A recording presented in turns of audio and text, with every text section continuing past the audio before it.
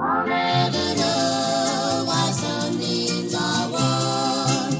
what is up you guys? Welcome back to my channel. My name is Nica. I'm Nica Bird, you know, the girl whose name is down there. That's me. I have to find a less awkward way to introduce myself, but then again, I really don't because it's kind of awesome. And yes, I'm wearing this shirt again because I love this shirt. This shirt is comfortable, it's got a cute pug on it.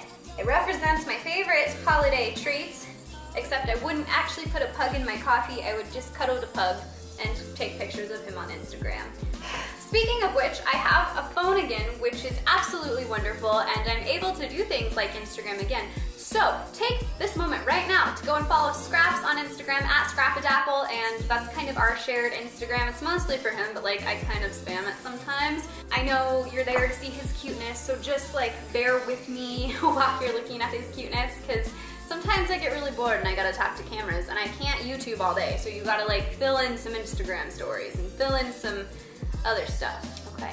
All right, so last week my good friend Christy requested that I do a video on what to do in the zombie apocalypse. I absolutely love it when people make suggestions like that because sometimes I struggle with the whole inspiration thing. Like, you know, sometimes the good thing only comes to me like once a year and then I'm like stuck doing awkward things or I'm stuck just not filming and feeling sorry for myself. So Christy, you have saved me for the week. A lot of thinking.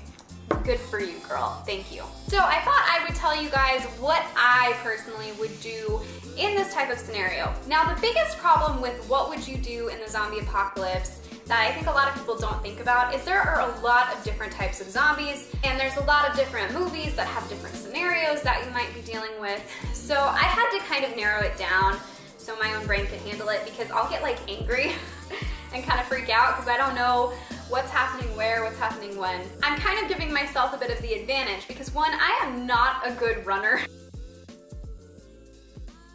I'm probably, in all reality, one of the laziest people that you will ever meet, and it's something that I hate about myself and I try every day to improve, but all in all, I can be really lazy and I'm just not very athletic. Like, I tried sports and I remember like just being like, okay, I'm done. Like I'd play basketball and be like, is there a couch anywhere? Like, can I go lay down?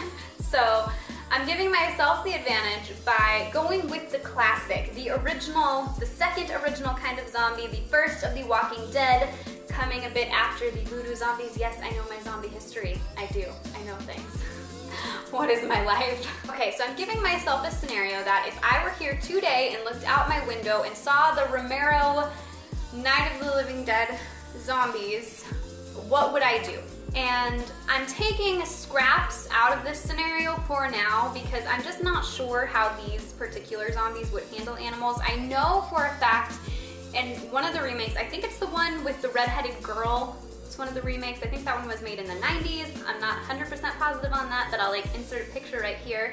They do eat mice, so it is a good assumption that they would eat dogs, and I don't want to deal with that right now, but I can't remember any mention of it or anything like that from Night of the Living Dead. I might be wrong. If I'm wrong, please comment down below where that is in the movie because I cannot remember. So I'm just gonna say Scraps is over at my in-laws. He's safe. They've got what they need to protect him. We're good. I'm home alone.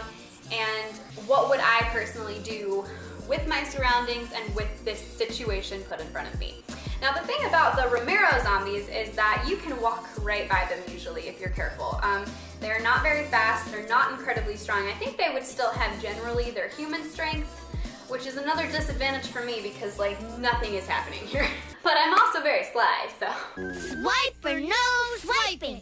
Oh man! That would be a disadvantage for me, but the advantage would be that, you know, I'm kind of good at sneaking through things and not being noticed.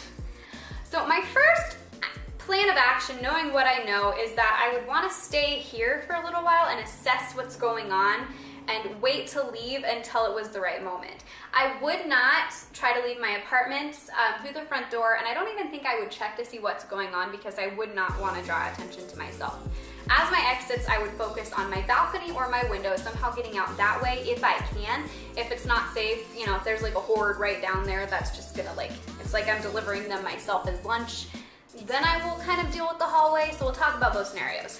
So let's just say I've been here for a little while and I can no longer survive here. I have to get out of here to get food, I have to get out of here, you know, for electricity purposes, whatever reason, I have to get out of here. My first course of action and my first assumption would be that this street over here would not be too packed with anything and I could sneak out pretty unnoticed. What's next to me right now, there's like a Jewish church office and preschool, and so hopefully this all happens on a Saturday so no one's there. And then farther on, there's like a 7-Eleven and stuff, so there could be a few little stranglers, but I feel like the majority of them would be over here on the busier street, so I might be able to sneak out this way, climbing down a rope or whatever it is I need to do. The risks with that would be if there's any of the zombies like on the balcony underneath, or if there's any that I can't see below me that could grab me as I'm climbing down.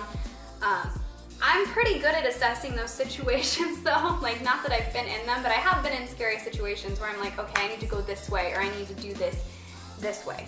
So assuming I had to get out that way, I would probably use like a sheet rope or something and do it that way. Now, assuming that there's a horde over here, what I would try to do is maybe sneak into another apartment if I can on this side and, you know, do what I have to do with my blunt object because I don't have any guns or ammunition or anything if I need to in the apartments across, just so I can get a better view of what's going on over there. Possibly do the same thing over there or brave the stairs. I wouldn't usually recommend using an elevator because it's a lot harder to tell what's beneath you. Fortunately, in my apartment, there's like a big lobby that I could potentially see if anything was down there. So, I mean, if the elevator looked safe enough, I could use it, but I would prefer the stairs that lead right outside, which would be that way down my hall. No one uses them, so there's not much of a chance that anything would be in there. So I would go out that way. Now, one thing that I would not do, and I would not recommend doing in any kind of a crazy situation where looting or where panic is going on, is going to any of the bigger stores. And the reason for that would be everybody thinks of it. Everybody says, I'm going to Shield and I'm getting all the guns I can. Everyone's gonna be there. It's going to be chaotic. Don't go to Costco. Don't go to Walmart. I wouldn't even recommend like most grocery stores. I would probably stick to gas stations, and even those will probably be a bit crowded, and you might even have to resort to scavenging houses for food, which a lot of movies show. Now I think once I was out of the apartment, my main goal would be to get to my husband and not really focus on anyone else, assuming, you know, he was still doing good, which like, I feel like if anyone could handle this, like he and his family would do fine. So that, I think that would be my biggest thing, is just get to them and kind of form like a clan with them as best I could. Now again, assuming that these are the original Romero zombies, in the end of the movie it seemed as though the government or whoever got it pretty contained, so hopefully this scenario would be much like that and I would only have to last through the night. And if that were the case, I'd probably just stay here, not draw attention to myself, make no sound, and sleep.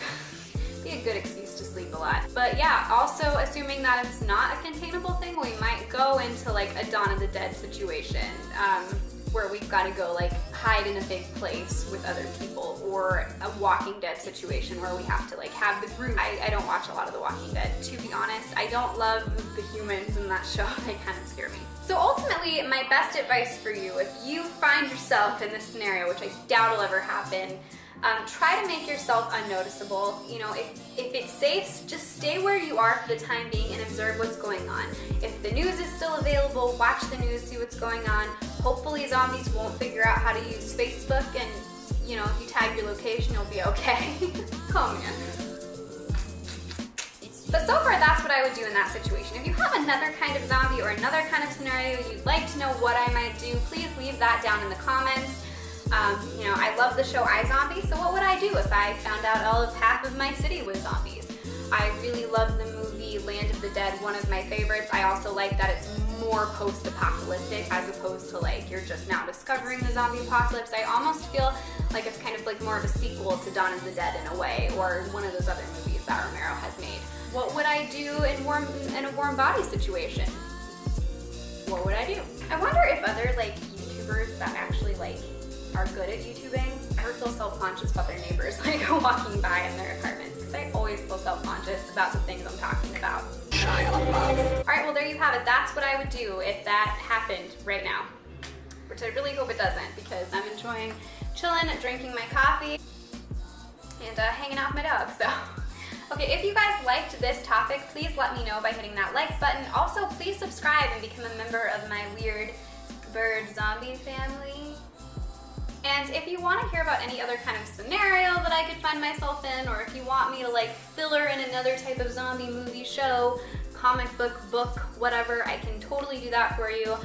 And until then, or until my next video, well anyway, I'm being awkward again.